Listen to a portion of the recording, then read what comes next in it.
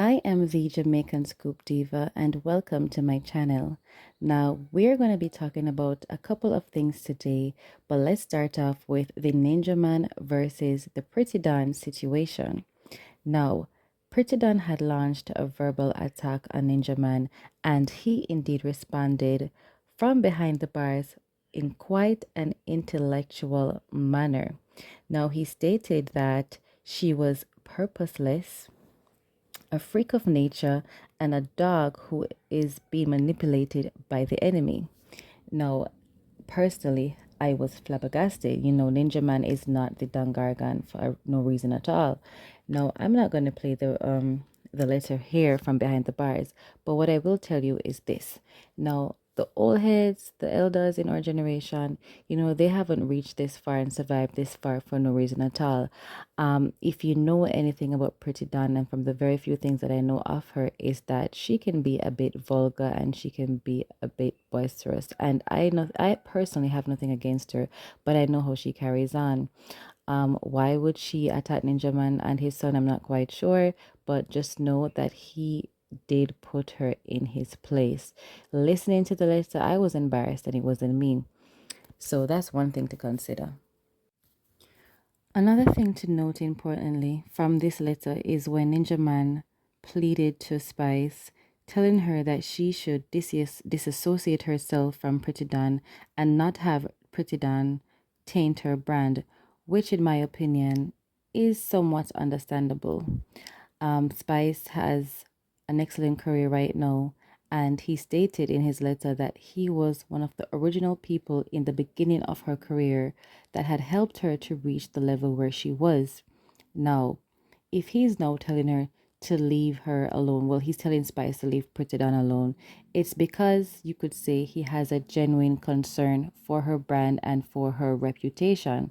Now, really and truly, the decision goes back down to Spice. We can't force Spice to do anything. As you already know, Spice has been a supporter of the alphabetical crew. I'm not going to go into that right now, but if you know, you know. And so that decision stands with her. And as days get more modernized, people are now becoming more open minded about certain things and more accepting to certain things. So it may not be Spice's desire to clash Pretty Dawn or to even go against anybody from that kind of a community. Now, a lot of persons have been coming out. One in particular is Queen I Freak, and she's saying that as a veteran artist who has already made her name in the industry along with Ninja Man, it's kind of like disrespectful for persons such as Pretty Dawn who see themselves as somewhat celebrities or social media influencers.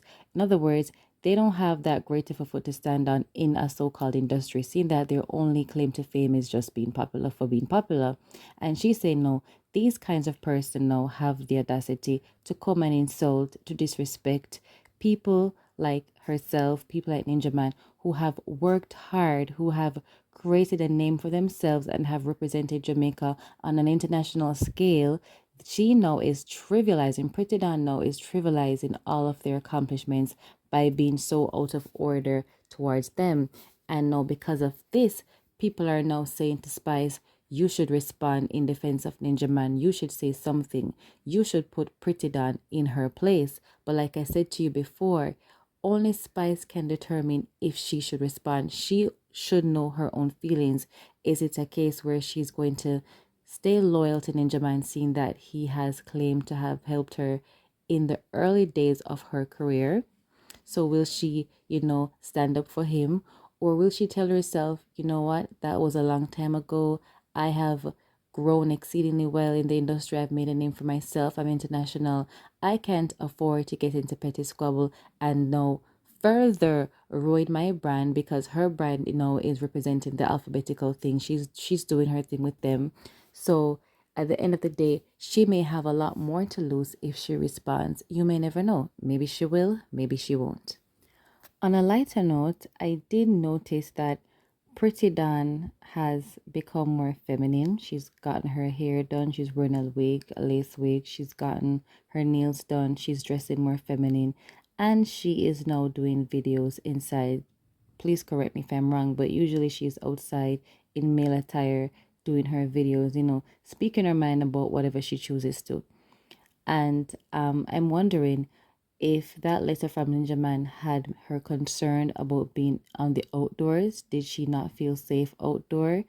Um, Honestly speaking, listening to the letter, it wasn't written to me. It wasn't about me, but I did feel bad. Just thinking about the words that were said, very harsh words, but it wasn't in a vulgar tone. It was just somebody speaking their mind. Ninja Man was only speaking his mind.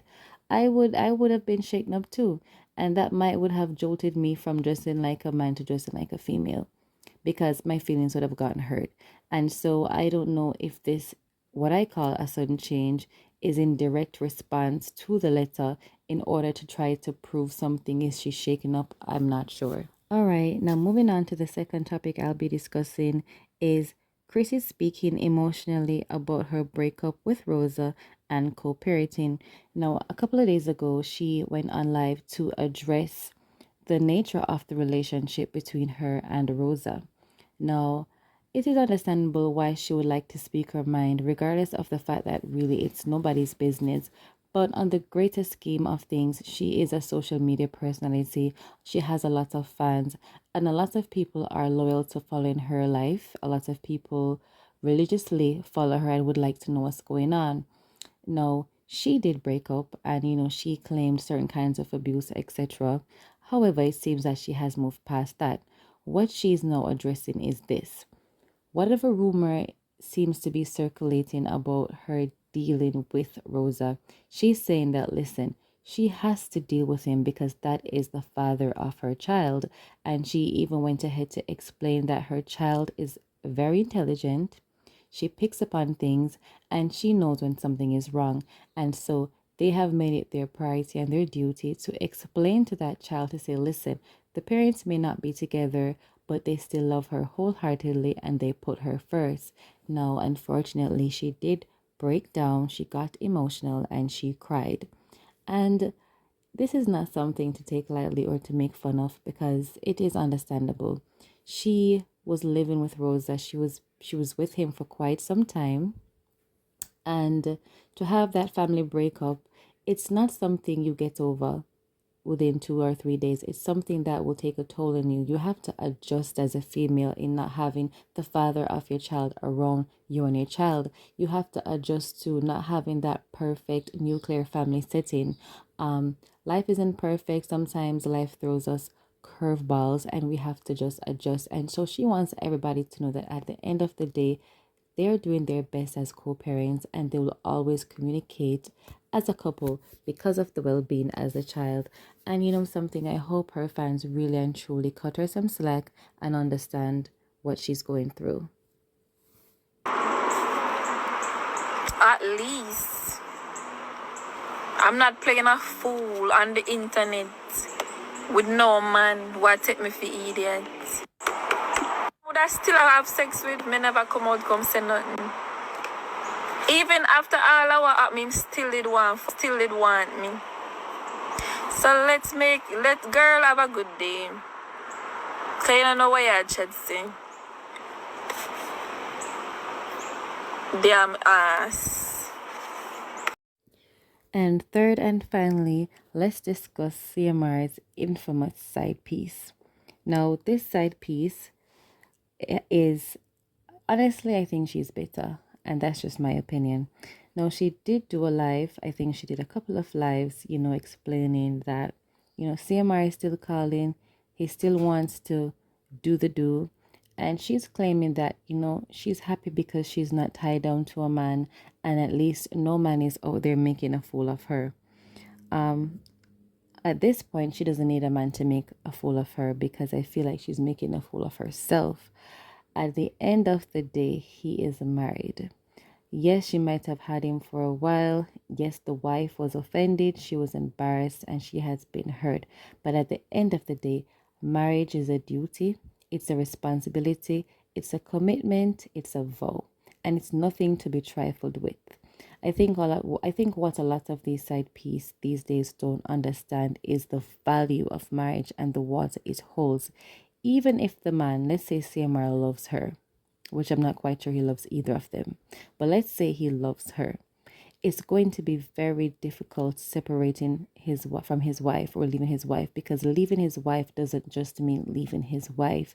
Leaving his wife means leaving his daughters, his children, leaving his marital home, and possibly leaving his assets, because it's a contract. You make the contract with the government. So it's not as easy as 1, 2, 3. And so when she goes on live to vent and to disrespect Krissy and to disrespect the relationship and to say certain things, it tells me that she has not quite moved on. It tells me that she is bitter. It tells me that she is jealous of Krissy.